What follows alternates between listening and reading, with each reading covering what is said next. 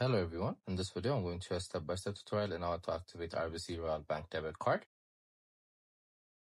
So first we're going to go to our browser and search for activate RBC card.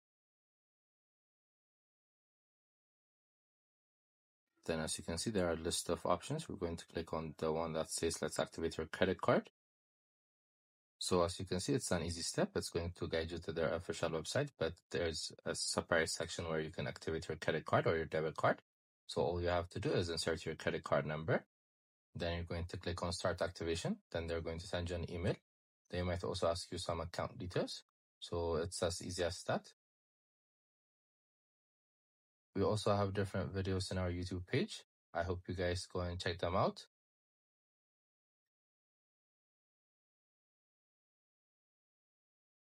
I hope you guys like this video. Subscribe for more, like for more, share for more. I hope to see you again. Goodbye.